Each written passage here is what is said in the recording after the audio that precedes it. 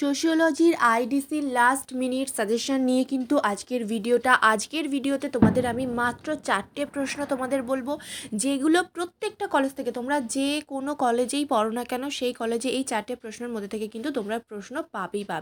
আমি তোমাদের টপিক ধরে ধরে ডিটেলসে বলে দেবো এই টপিক থেকে কী কী প্রশ্ন আসতে পারে। কেউ ভিডিওটা কিন্তু আমি বারবার বলছি স্কিপ করবে না, শুধুমাত্র টপিকগুলো দেখে নিলে হবে না, সেখান থেকে কী প্রশ্ন আসতে পারে সেটা কিন্তু তোমাদের দেখতে হবে।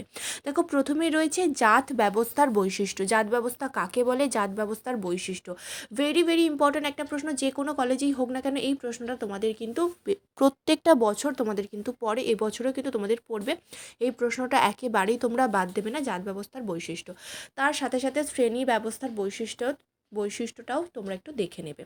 এবং জাত ব্যবস্থার বৈশিষ্ট্য ছাড়াও যেটা তোমাদের পড়তে হবে সেটা হলো জাত ব্যবস্থার পরিবর্তন। এবং এই জাত ব্যবস্থার বৈশিষ্ট্য এবং জাত ব্যবস্থার পরিবর্তন ছাড়াও এই যে জাতের এই যে টপিকটা থেকে এখান থেকে তোমাদের কিন্তু সংস্কৃতায়নটা পড়তে হবে। এম.এন. শ্রীনিবাসের সংস্কৃতায়নের ধারণাটা তোমাদের পড়তে হবে। ভেরি ভেরি ইম্পর্ট্যান্ট একটা প্রশ্ন। এই হয়ে গেল জাতি ব্যবস্থা থেকে কোয়েশ্চেন।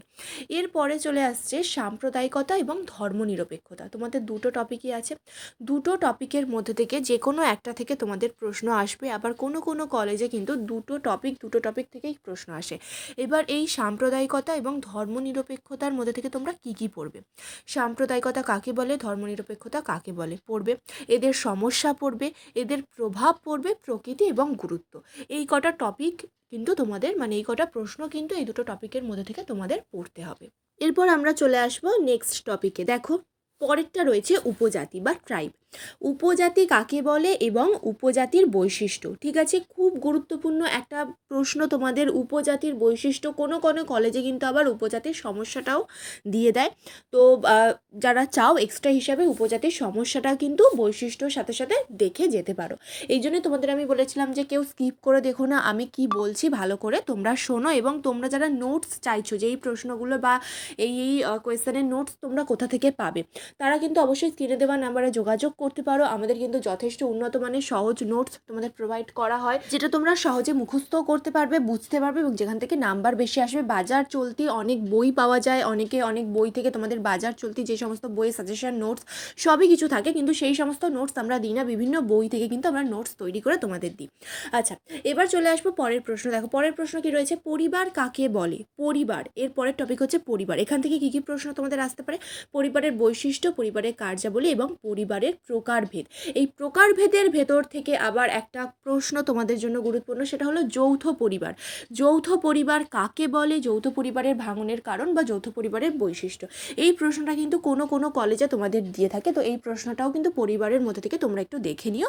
এবং প্রকারভেদ বললে এই প্রশ্নটা তোমাদের এমনি পড়তে হবে। ঠিক আছে, এই ছিল তোমাদের ভেরি ভেরি ইম্পর্টেন্ট প্রশ্ন। সব কলেজেই যে কোনো কলেজ থেকে দেখছো না কেন এই প্রশ্নগুলো তোমাদের কমন থাকে। এবার কিছু টপিক বা কিছু প্রশ্ন আছে যেগুলো কিছু কিছু কলেজে আসে ঘুরিয়ে ফিরিয়ে, সেগুলো কি বা এক্সট্রা কিছু প্রশ্ন আমি তোমাদের জন্য রেখেছি, দেখে নিয়ে যাক। চলো, সেই প্রশ্নগুলো কি কি। দেখো, প্রথমেই রয়েছে বৈচিত্র্যের সূত্র বা বৈচিত্র্যের মধ্যে ঐক্য, একই অ্যান্সার হবে। পরেরটা হচ্ছে জাতীয় সংহতির প্রতিবন্ধকতা, এটাও কিন্তু কিছু কিছু কলেজে আসে। নেক্সট টপিক দেখো, আত্মীয়তা। এবার এই আত্মীয়তা থেকে কি কি পড়বে, আত্মীয়তা কাকে বলে, আত্মীয়তার বৈশিষ্ট্য, আত্মীয়তার গুরুত্ব। এবার কোনো কোনো কলেজে আবার দক্ষিণ ভারত ও উত্তর ভারতের মধ্যে আত্মীয়তার সম্পর্কের মধ্যে তুলনা বা দক্ষিণ ও উত্তর ভারতের আত্মীয়তার সম্পর্কের যে গুরুত্ব সেই প্রশ্নটাও কিন্তু তোমাদের দিয়ে দেয়। এটা একটা এক্সট্রা প্রশ্ন, তোমরা জানো সোশিওলজিতে প্রশ্ন কিন্তু অনেক ঘুরিয়ে ফিরিয়ে আসে বা আনকমন অনেক প্রশ্ন আসতে পারে। আচ্ছা, তারপরে রয়েছে প্রভাবশালী বা কর্তৃত্বকারী জাতি, ডমিনেন্ট কাস্ট। এই কোশ্চেনটাও কিন্তু তোমাদের জন্য গুরুত্বপূর্ণ একটা প্রশ্ন, কিন্তু আইডিসিতে সব কলেজে খুব একটা দেয় না, যেহেতু জাত ব্যবস্থার বৈশিষ্ট্য দেয়, ওটা খুব গুরুত্বপূর্ণ প্রশ্ন, সেহেতু প্রভাবশালী জাতটা তোমাদের সব কলেজে দেয় না। তবুও কিন্তু এটা একটা গুরুত্বপূর্ণ প্রশ্ন, যারা 100% কমন পেতে চাইছো তাদের জন্য। যেহেতু তোমাদের অনার্স পেপার থাকে, পাসের পেপার থাকে, তো অনেকে কিন্তু শুধুমাত্র এই সমস্ত আইডিসি এই সমস্ত পেপারগুলোতে পাস করতে চাও, আবার অনেকে কিন্তু ফুল মার্কস পেতে চাও বা 100% কমন পেতে চাও। যারা 100% কমন পেতে চাইছো তারা আমি এই ভিডিওতে যে যে প্রশ্নগুলো বললাম, এছাড়াও তোমাদের আমি অধ্যায় ভিত্তিক একটা এর আগে প্রশ্ন দিয়েছিলাম, ভিডিও দিয়েছিলাম, সেখানে যে প্রশ্নগুলো আছে একই প্রশ্নই আছে, আরেকটু হয়তো দু একটা অ্যাড আছে বা একটু আরও ডিটেলসে আছে, অধ্যায় ভিত্তিক আছে।